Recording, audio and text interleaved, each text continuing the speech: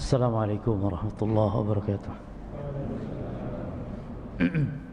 Innal hamdalillah nahmaduhu wa nasta'inuhu wa nastaghfiruh wa na'udzu billahi min shururi anfusina wa min sayyiati a'malina may yahdihillahu fala mudilla lahu wa may yudlil fala hadiya lahu wa asyhadu an la ilaha illallah wahdahu la syarika lahu wa asyhadu anna Muhammadan 'abduhu wa rasuluh sallallahu alaihi wa ala alihi wa ashabihi wattabi'in wa man tabi'ahum bi ihsanin ila yaumiddin wa sallama tasliman katsira amma ba'd.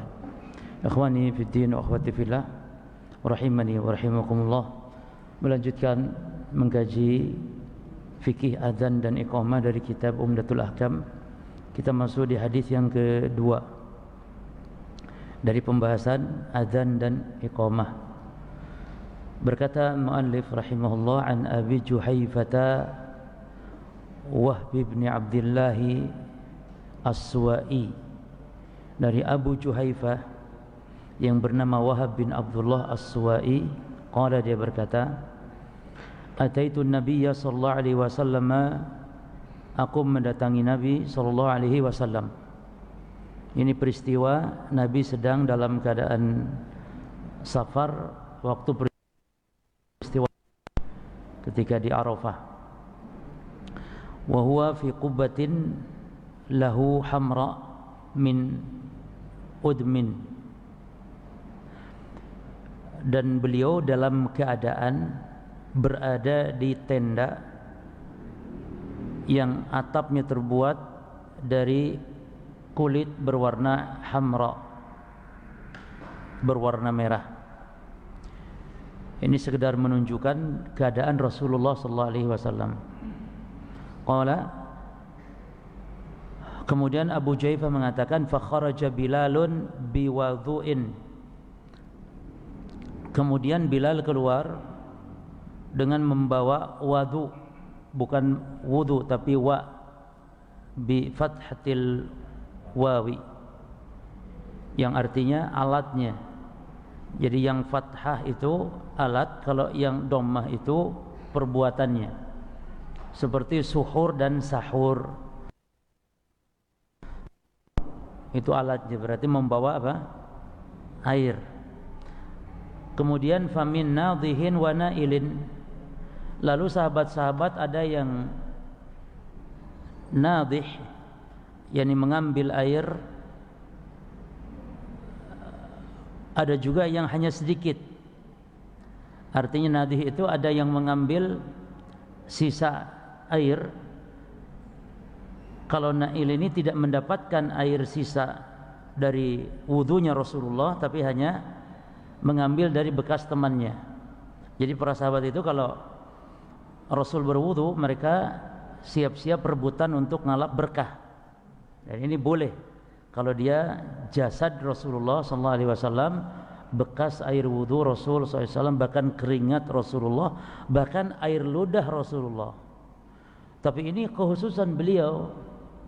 Tidak boleh muslim yang lain ngalap berkah kepada selain Rasulullah, seperti ulama, kiai misalnya, sehingga minum bekas cobokan airnya, atau minum bahkan ngisap rokok bekas rokokannya kiai. Kiai kan rokokan. Itu tidak boleh, enggak ada keberkahan pada selain Rasul dalam jasad, apalagi air ludah kan. Memang Rasul pernah meludahi Ali bin Abi Thalib radhiyallahu anhu ketika Ali sakit mata, dan kemudian sembuh, didoakan Nabi dan diludahi. Namun itu kekhususan Nabi. Dari mana kekhususan? Taunya dari praktek para sahabat. Tidak ada mereka yang mempraktekkan perbuatan Nabi tersebut. Disitulah kita mengamalkan sunnah itu harus, cara mempraktekkan sunnah Nabi itu harus dengan praktek siapa? Para sahabat Rasulullah SAW. Tidak ada ceritanya Abu Bakar meludahi Umar, Umar meludahi Abu Hurairah, dan seterusnya dengan alasan mengobati, karena mereka saja tidak merasa air ludahnya berkah, apalagi di bawah para sahabat. Adapun Rasulullah, maka air ludah Rasulullah SAW barokah, tapi air ludah kita bakteria. Tidak ada keberkahan dalam hal air ludahnya. Baik. termasuk keringat Rasulullah. Para sahabat itu kalau Rasul sedang tertidur ada keringatnya, itu keringatnya sampai diperas, ya, yang mengalir deras dari Rasul. Dan mereka ngalap berkah untuk apa? Untuk dioleskan ke badannya, seperti air ludahnya Rasul dioleskan ke badannya, atau untuk kesembuhan, ya, untuk kesembuhan penyakit, dicelupkan di air misalnya, seperti rambut Rasulullah SAW dicelupkan di air lalu diminum airnya untuk ngalap kesembuhan, ngalap berkah dengan kesembuhan, itu boleh. Taib.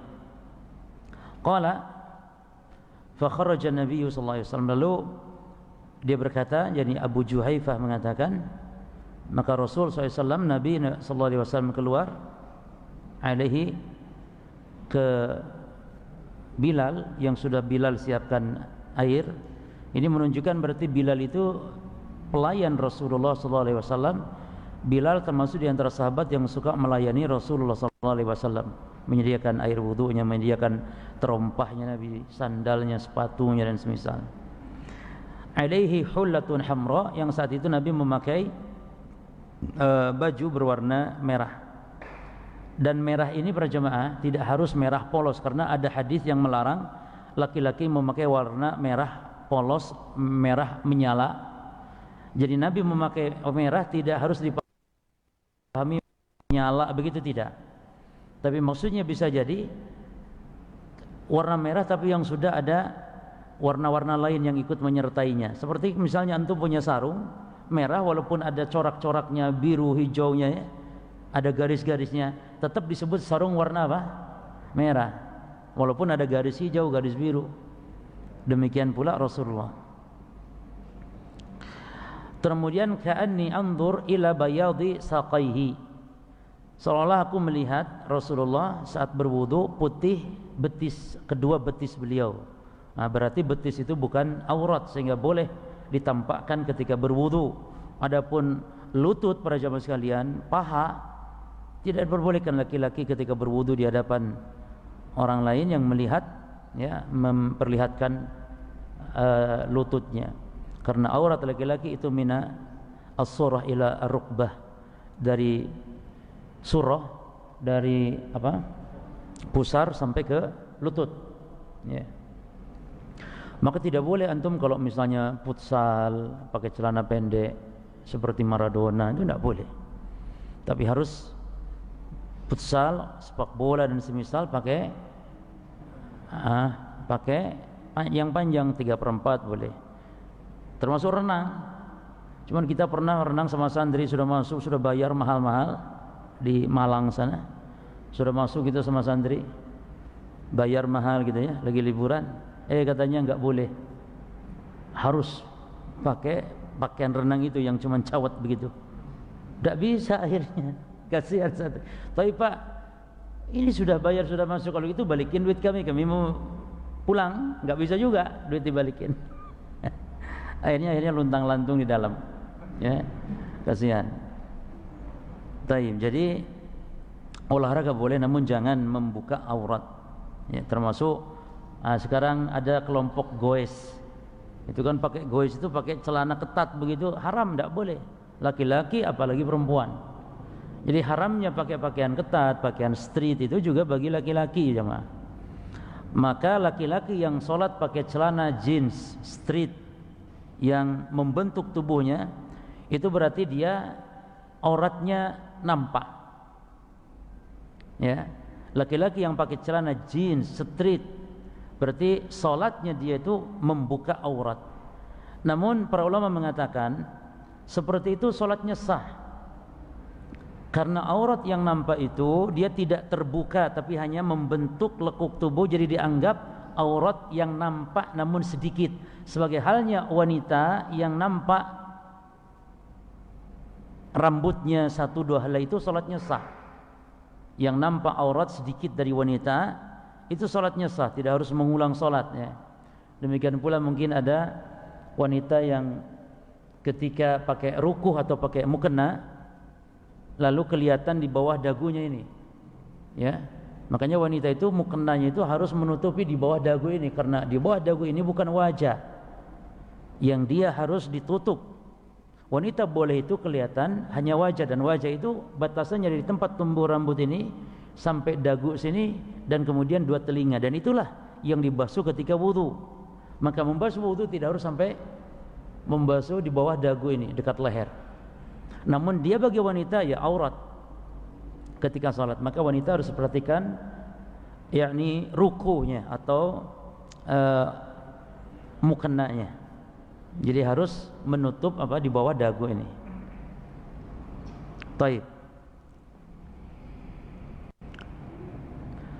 Qala, kemudian dia mengatakan lagi, siapa? Abu Juhaifah. Fatawadha'a, maka beliau Rasulullah berwudu.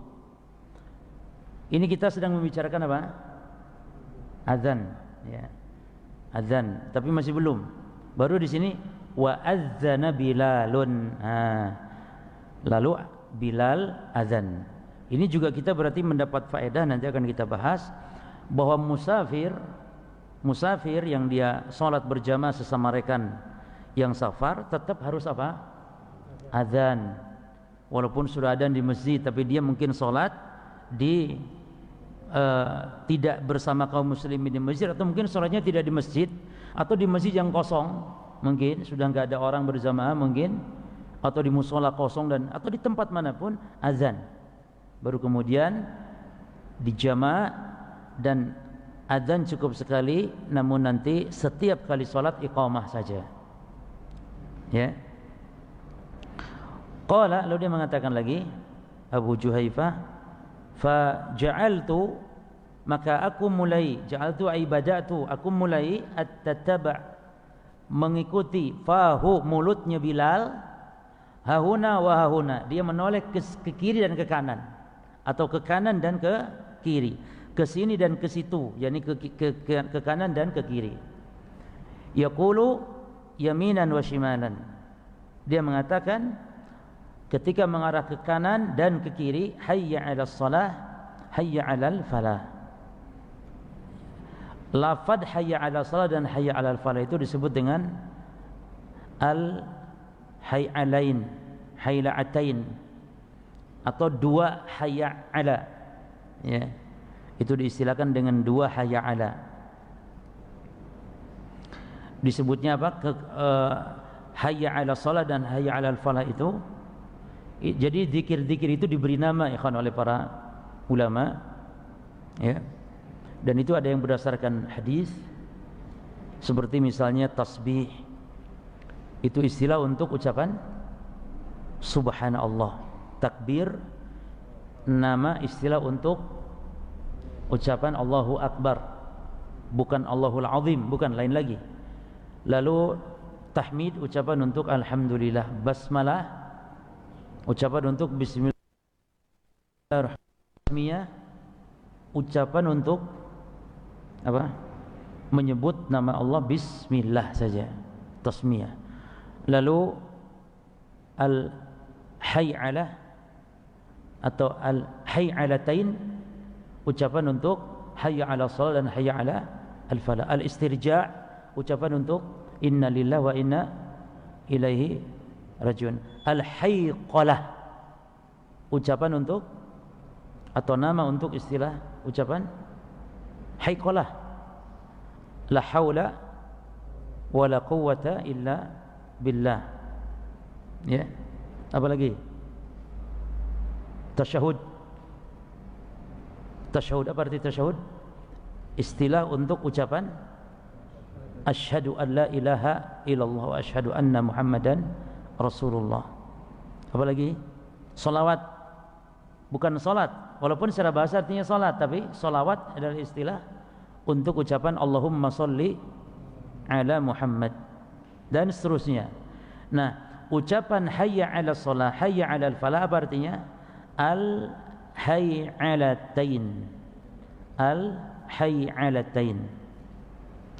Kemudian Bilal melihat ke kanan, menoleh ke kanan ke kiri dengan mengucapkan hayya 'ala shalah, hayya 'alal falah. Summa rukizat lahu anazah. Lalu untuk beliau Rasulullah itu ditancapkanlah tongkat anazah. Untuk apa tujuannya? Untuk sutra. lalu fataqaddam, lalu Nabi maju mendekat ke sutra. Ya, jadi kalau kita membuat sutra itu jangan jauh sutranya, jangan 10 meter sutranya, dekat. Dan dekatnya kita ke sutra, kalau kita pas sujud ke sutra itu sekitar satu kambing itu lewat cukupnya, berarti sejengkal lah begitu, dekat ke sutra. Maka kata Nabi, la tusallu illa ila sutrah falyadnu minha. Jangan kalian salat sehingga salat kalian menghadap ke sutrah dan mendekatlah dalam hadisnya. Dan boleh kalau sedang salat kemudian kita mungkin masbuk, angkat menyempurnakan, nah, kemudian enggak ada sutrah lagi kita, maka boleh kita sekedar berjalan ke kanan ke kiri atau maju, tapi jangan terlalu banyak geraknya. Kalau sampai 10 meter kita maju, nanti dikhawatirkan dianggap sedang gerak jalan lagi, salat gerak jalan. Ya sudah, kalau memang begitu enggak usah sutrah. Nah, orang yang sedang tidak salat tidak masalah untuk bersedekah, untuk menancapkan sutrah kepada orang yang sedang salat. Buatkan sutrah, letakkan sesuatu di depannya orang yang sedang salat. Taib. Kemudian wa salat dhuhra rak'ataini, lalu beliau salat zuhur 2 rakaat. Kenapa 2 rakaat zuhur? Karena sedang safar, mengqasar salat. Thumma nazala yusalli rak'ataini.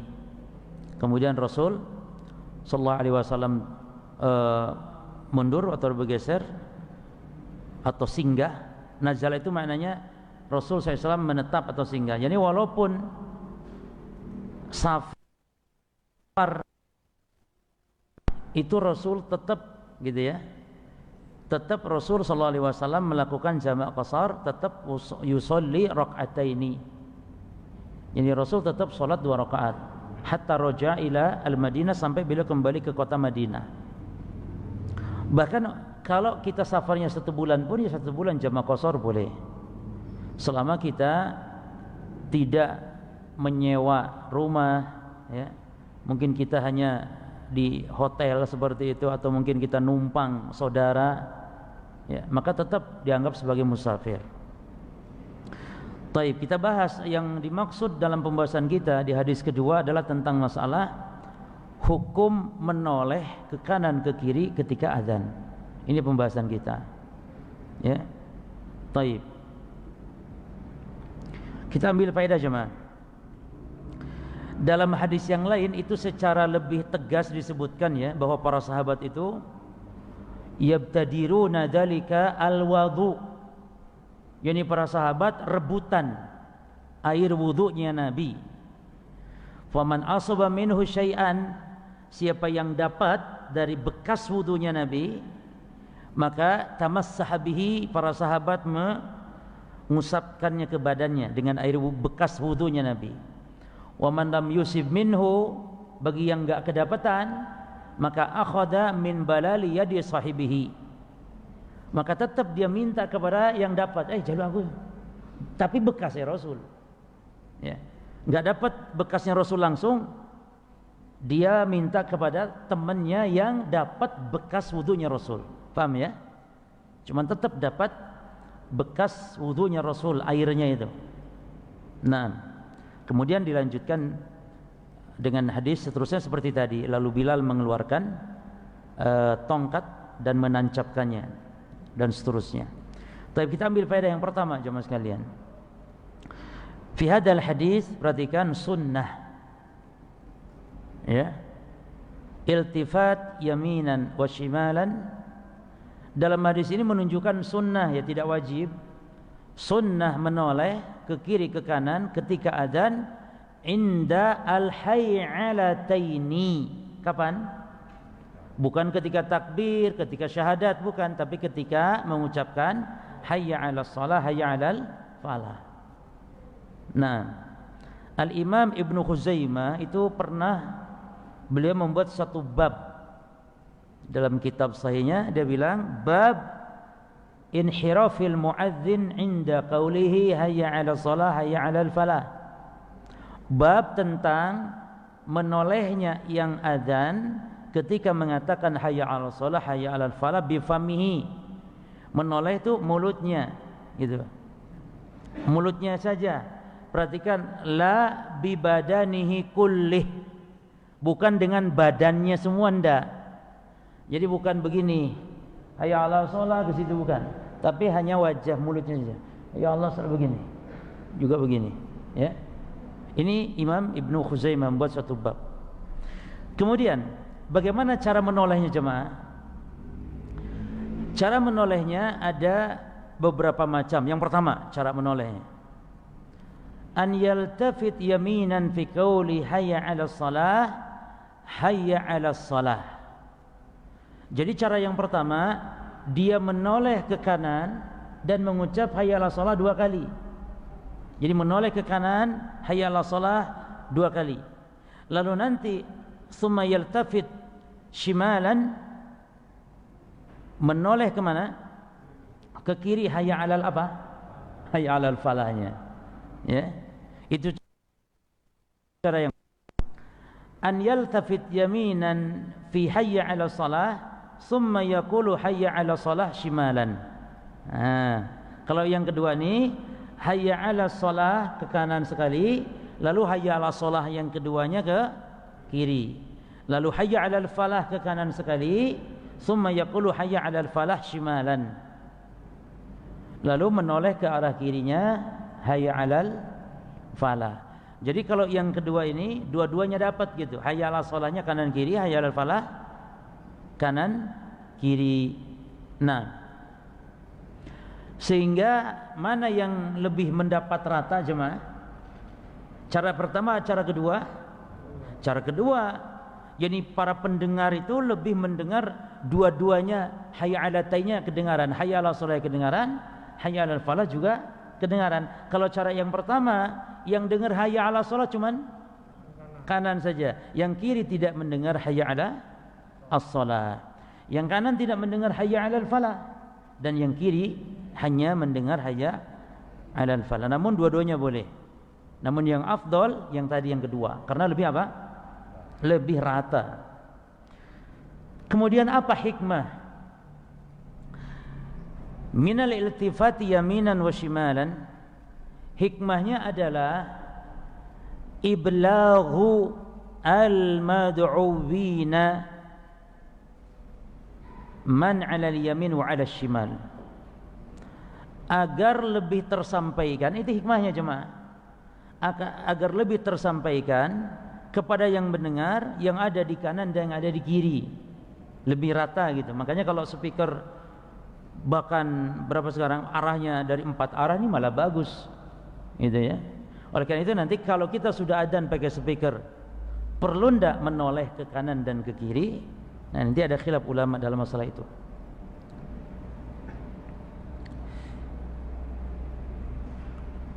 Kemudian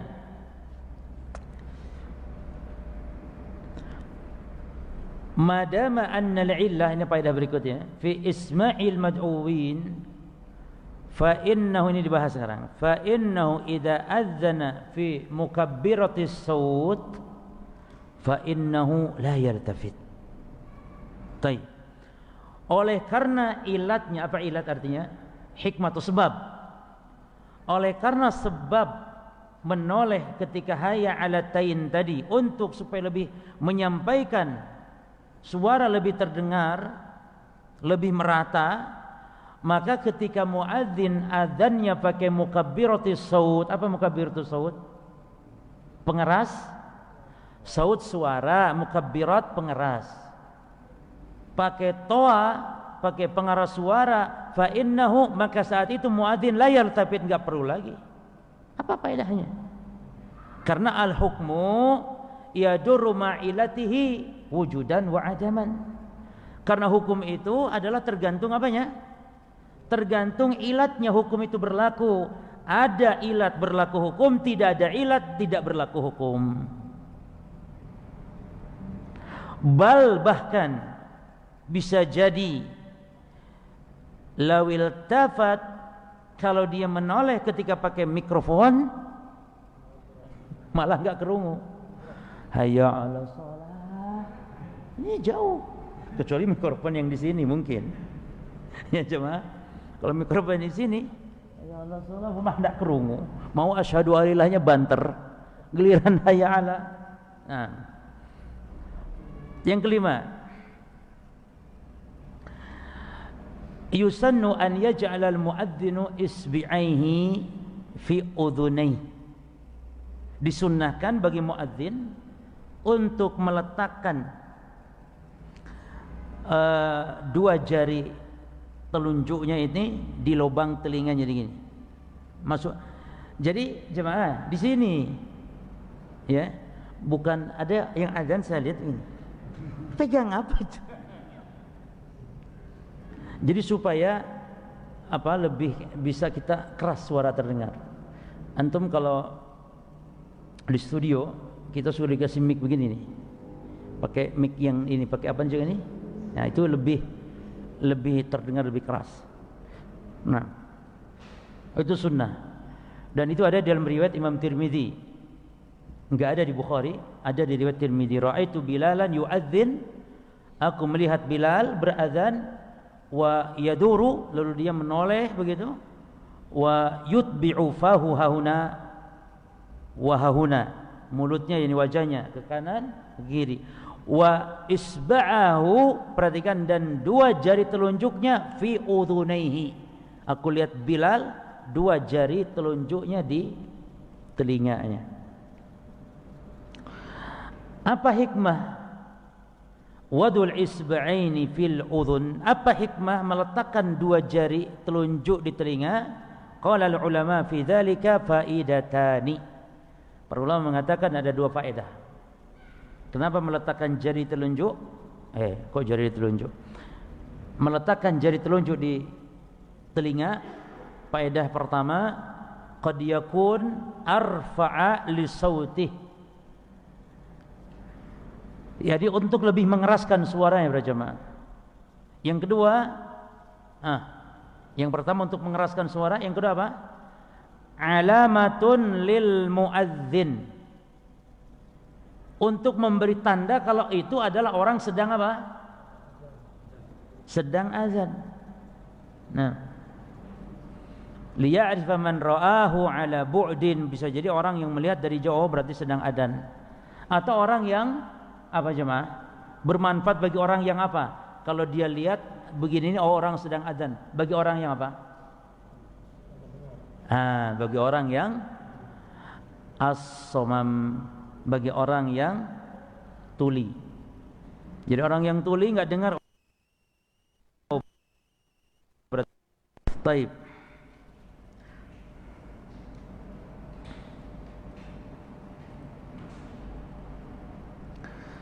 Dan ini kalam dari ulama juga ya.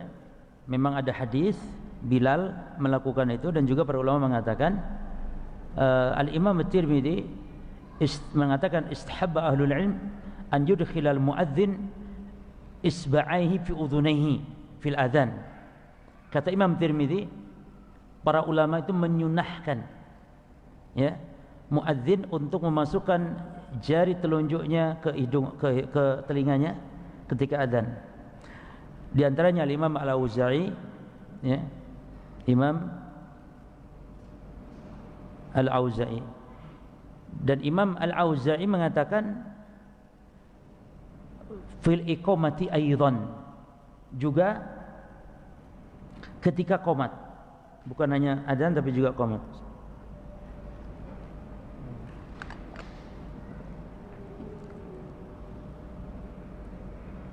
Baik.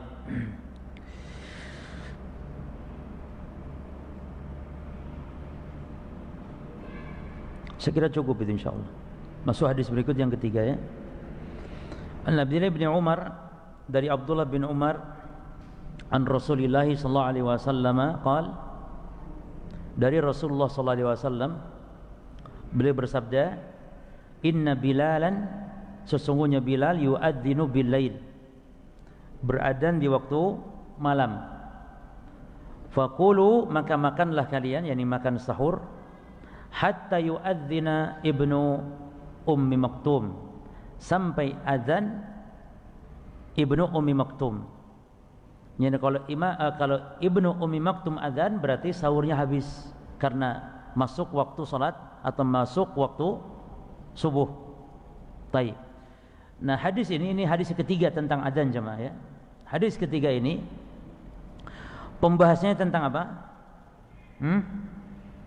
Pembahasannya adalah disyariatkannya azan 2 kali ya ketika subuh, yaitu azan sebelum waktunya salat subuh dan azan ketika masuk waktu subuh, 2 kali. Nah, yang dimaksud dengan fakulu dalam lafaz washrabu di sini kan perintah ya. Perintah. Ya, makanlah, minumlah. Ini maksudnya bukan berarti wajib ya, tapi ini maksudnya sunnah. Dan ini seruan bagi siapa jemaah? Bagi semua orang? Tidak. Seruan ini tidak wajib dan hukumnya sunnah bagi siapa? Nah, al-khitab lis-shaimin, bagi yang mau berpuasa. Yang tidak puasa enggak kena ini. Ngapain yang tidak berpuasa memakan kayak gitu? Enggak ada pahalanya. Ya. Tapi yang berpuasa bangun lalu makan, maka ini berpahala. Bahkan banyak keutamaannya, dan itu dibahas dalam pembahasan masalah puasa ya. Di antaranya sahur itu manfaat berkah dari sisi dunia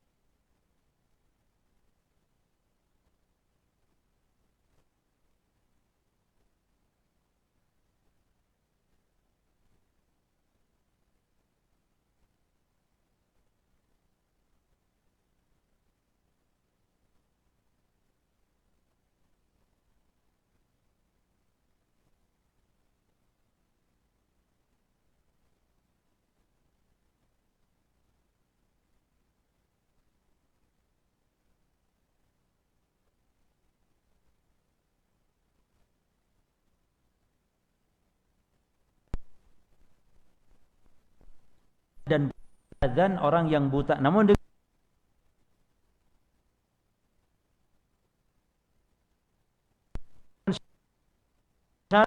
bukan waktu. Tidak boleh dia buta seenaknya azan, dikira-kira, harus ada yang beritahu. Ya. Kemudian hadis ini, nah kita akan bahas segi perselisihan para ulama nanti tentang azan awal. Dan ada 2 istilah azan awal. Ya. Masyru'iyatul adzanil awal, disyariatkannya adzan awal. Dan adzan awal ada 2. Ada istilah adzan awal ketika salat subuh, dan ada istilah adzan awal bagi semua adzan dalam salat yang 5 waktu. Kalau adzan awal yang dikenal pada salat subuh, yakni adzan sebelum terbit fajar, yaitu yang adzannya siapa? Bilal. Adapun istilah kedua adzan awal yang ini untuk seluruh adzan dalam salat 5 waktu, maknanya ya adzan, dan adzan kedua adalah iqamah. Jelas?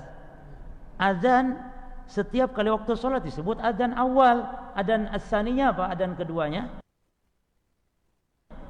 itu adzan, karena Nabi bersabda baina kulli adzanaini salatun.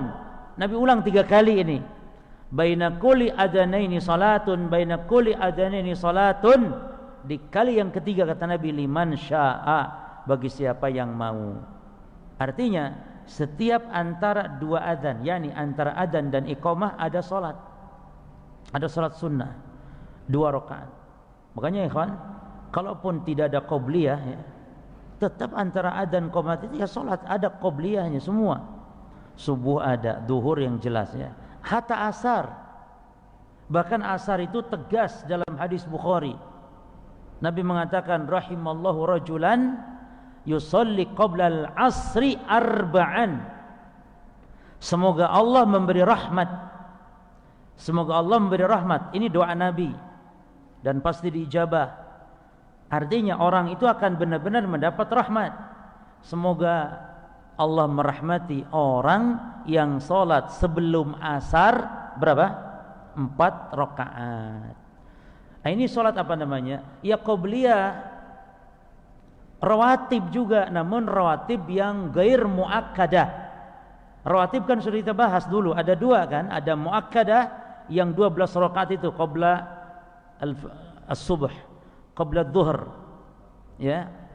Lalu ba'dal maghrib, ba'dal isya. Sudah itu saja. Adapun yang lain-lain juga sama, rawatib juga qabliyah ya. Namun tidak apa? Tidak ditekankan. Jadi antum kalau jangan sampai sebelum asar dilakukan tapi sebelum zuhur malah ditinggalkan. Lah, sebelum zuhur yang ditekankan itu. Yang 12 itu. Baik. Jumhur ulama sebagaimana dinukil oleh Ibnu Hajar berdasarkan hadis ini ya, mensyariatkan adanya adzan 2 kali ketika salat subuh, yakni sebelum masuk subuh dan setelah masuknya. Namun sebagian ulama mengatakan la yusra.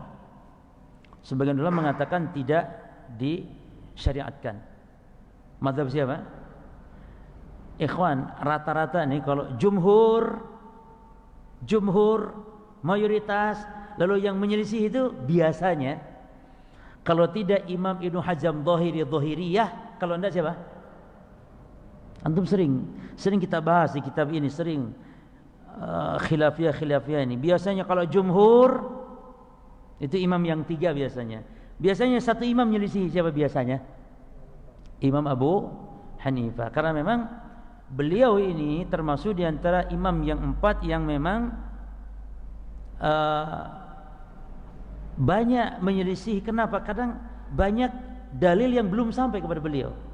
Apalagi beliau termasuk dikenal ahlu ra'i, yang banyak menggunakan kias, sehingga banyak menyelisih akhirnya. Ya. Namun tidak berarti kita mencela, tidak. Artinya banyak dalam masalah-masalah fikih ketika madhab mayoritas berpendapat, nah biasanya yang menyelisih adalah madhab. Hatta dalam masalah akidah jemaah, masalah iman, ulama ahli sunnah semua sepakat bahwa iman qaulun wa amal, ijma'. Namun ternyata enggak ijma', karena ada imam ahli sunnah. Makanya boleh kita katakan seluruh masalah akidah ahli sunnah wal jamaah ijma', kecuali dalam masalah iman. Kalau masalah iman tidak ijma'. Kenapa? Karena ada seorang imam, bukan sembarangan, bukan ulama tapi imam. Ada seorang imam yang tidak setuju atau tidak sepakat, yaitu Imam Abu Hanifah tentang iman. Beliau termasuk murji'ah al-fuqaha, karena beliau tidak memasukkan amal dalam konsep iman. Jelas ya? Taib. Berarti Abu Hanifah ahli bid'ah, murji'ah? Tidak. Wong menyimpangnya dalam satu poin kok. Disebut ahli bid'ah itu kalau menyimpang dalam banyak poin dalam urusan akidah, baru itu sesat, ahli bid'ah. Dalam sifat Allah sesat, dalam masalah sahabat sesat, sikap kepada penguasa sesat. Oh, habis ahli bid'ah tuh lain itu. Tapi kalau cuma satu, bahkan menurut Syekh Dr. Muhammad bin Al-Khumais hafizahullah dalam syarah Tadmuriyah ketika beliau menjelaskan itu, kata beliau, ulama mengatakan kalau Imam Abu Hanifah sudah rujuk dari pemahaman irja'nya, berarti nggak ada lagi khilaf kalau gitu. Azan ya, fadhal.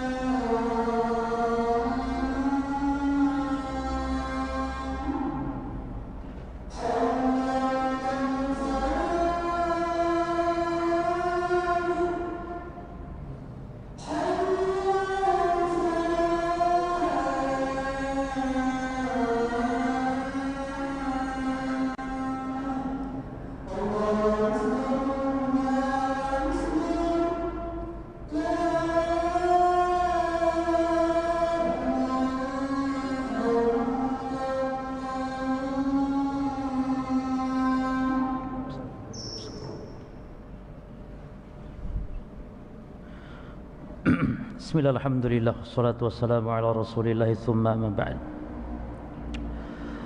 Ikhwani fiddin wa akhwati fillah rahimani wa rahimakumullah. Jadi disyariatkannya adzan 2 kali di dalam salat subuh, yaitu adzan sebelum waktunya masuk waktu salat dan setelah masuknya waktu salat subuh. Ini sepakat tidak ulama? Tidak, tapi ada khilaf. Dan jumhur ulama, dan itu pendapat yang kuat ya, pendapat mayoritas ulama berdasarkan hadis ini, berdasarkan hadis kita ini. Adapun madhab Hanafi atau Imam Abu Hanifah mengatakan annahu la yusra. Apa dasarnya? Kias, dikiaskan kepada solat-solat yang lain, nggak ada 2 kali gitu. Jadi bisa jadi hadis ini enggak sampai kepada beliau, sehingga beliau mengatakan tidak disyariatkan. Ya. Dan yang paling parah gitu ya, ketergelinciran Imam Abu Hanifah ketika mengatakan wanita kawin tidak perlu wali, dan dalilnya kias dengan wanita ketika menjual belikan barang miliknya. Karena pernikahan itu kan sama dengan menjual, dengan adanya mahar itu kan disamakan dengan itu. Sehingga wanita ketika menjual barang miliknya tidak perlu izin wali, demikian pula ketika menikah. Nah, ini artinya parah gitu jemaah. Nah, dan hadis-hadis tentang tidak sah nikah tanpa wali belum sampai kepada Imam Abu Hanifah. Itulah sebab para ulama kita berbeda pendapat itu, karena sebab di antara sebabnya hadis belum sampai, di antara sebabnya beda dalam memahami dalil. Itu di antara sebab. Atau di antara sebab lagi mungkin ulama ini menganggap hadisnya dhaif, sementara ulama itu menganggap tentang kunut subuh. Imam Syafi'i menganggap hadisnya sahih. Imam Ahmad dan imam yang lain menganggap, dan madhab mayoritas menganggap hadisnya dhaif. Oleh karena itu kita penuntut ilmu harus berlapang dada dalam hal-hal seperti ini. ya, dan tanpa menjelekkan menjatuhkan ulama. Nah, lalu yang rajih pendapat yang mana ini? Yang jumhur jelas. Apa jawaban atas kiasnya Imam Hanifah? Kita katakan kias yang seperti ini kias yakni fasid atau kias ma'al farik, kias yang rusak karena bertabrakan dengan nas, bertabrakan dengan nas. Li'annahu fi muqabalatin nas, karena kias seperti itu bertabrakan dengan nas. Ada nas kok pakai kias gitu loh. Ada nas yang sharih jelas.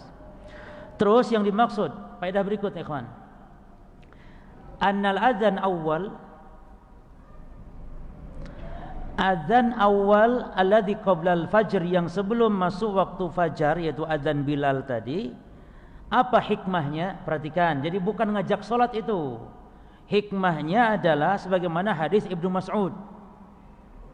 Dalam hadis Ibnu Mas'ud lebih tegas.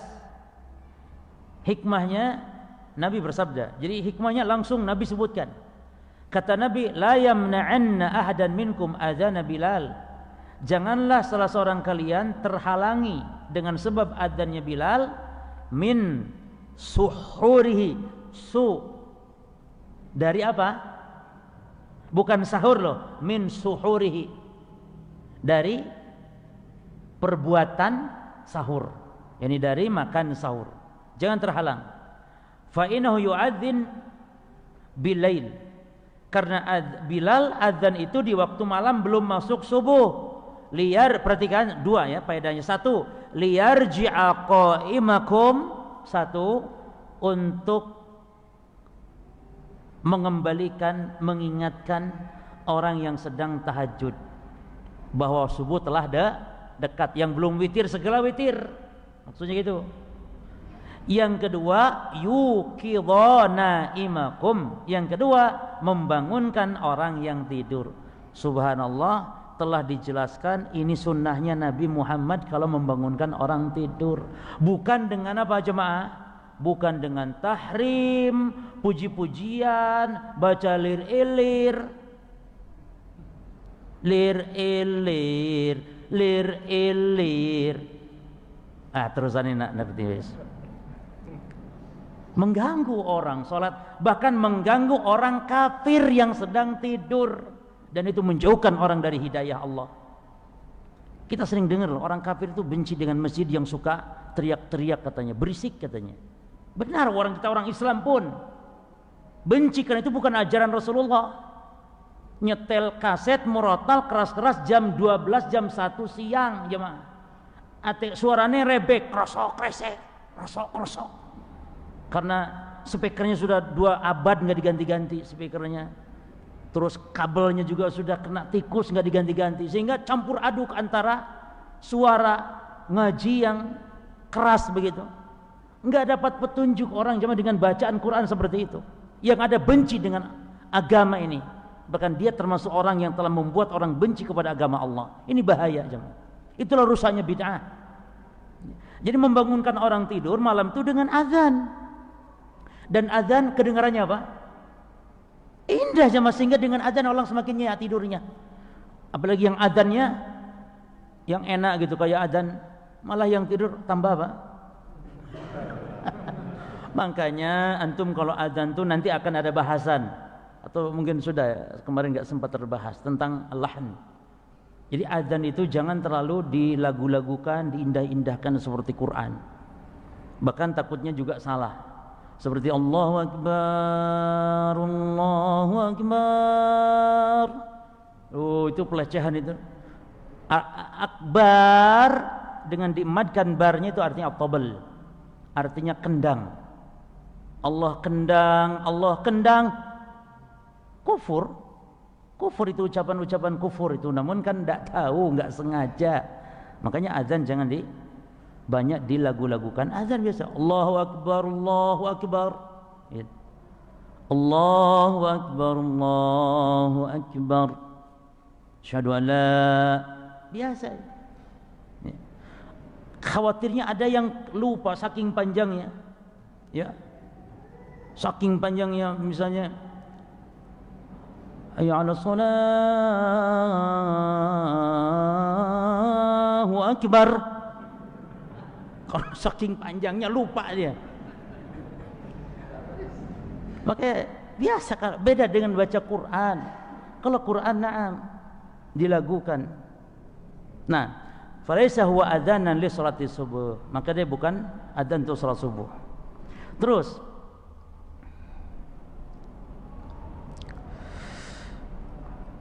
yang dimaksud dengan adzan awal di salat subuh maksudnya sebelum masuknya waktu salatnya.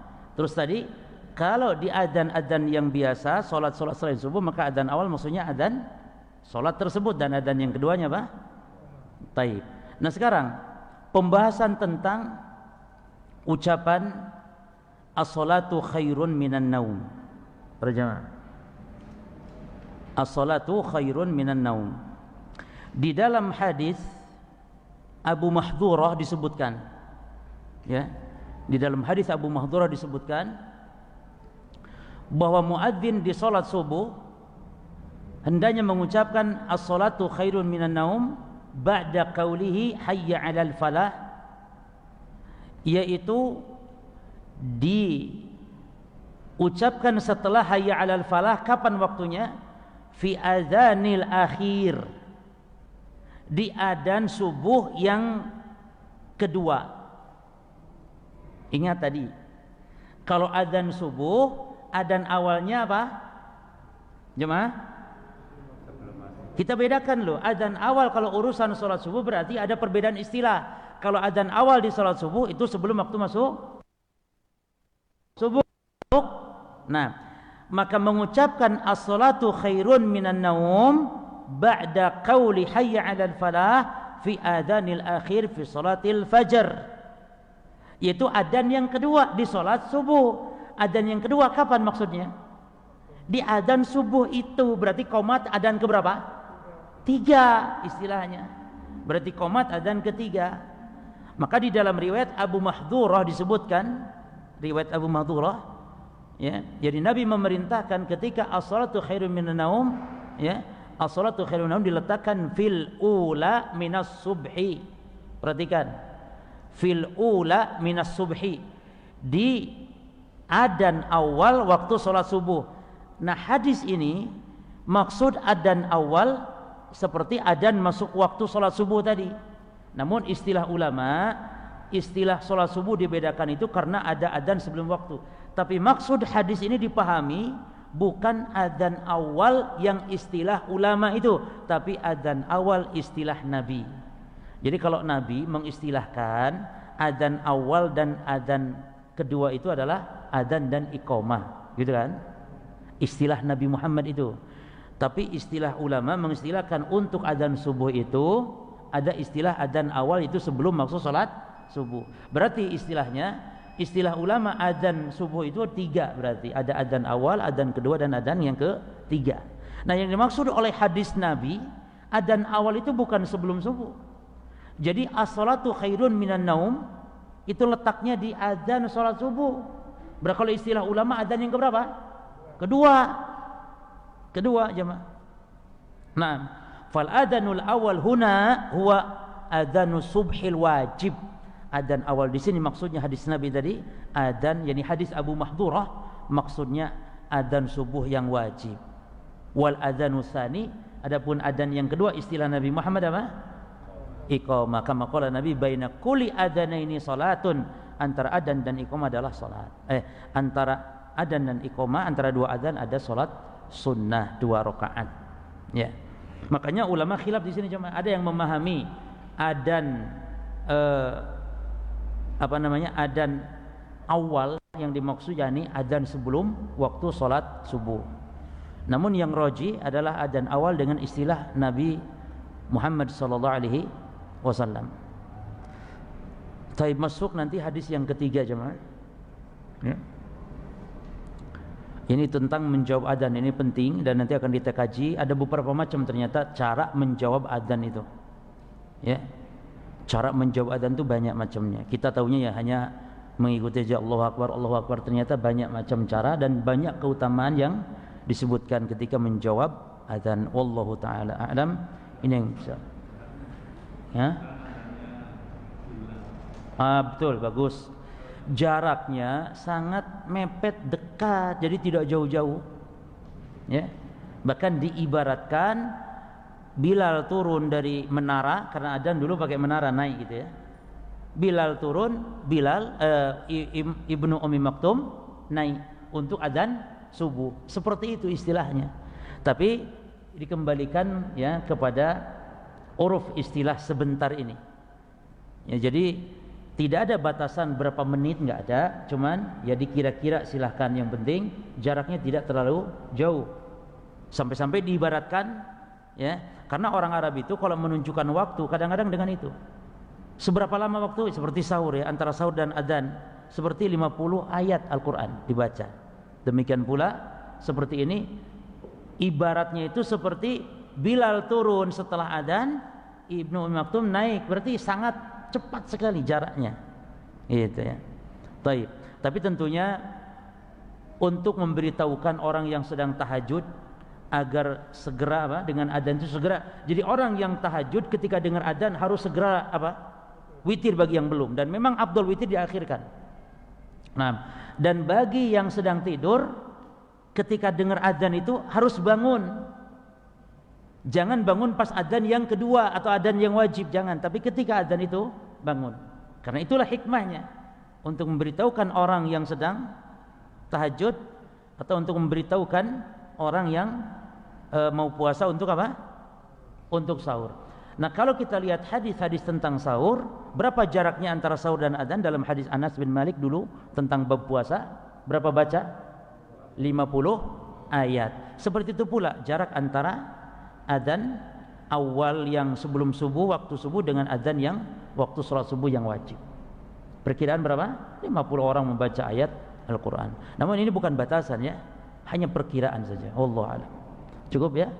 Taib, subhanakallahumma bihamdika asyhadu an la ilaha illa anta astaghfiruka wa atubu ilaik. Wassalamualaikum warahmatullahi wabarakatuh.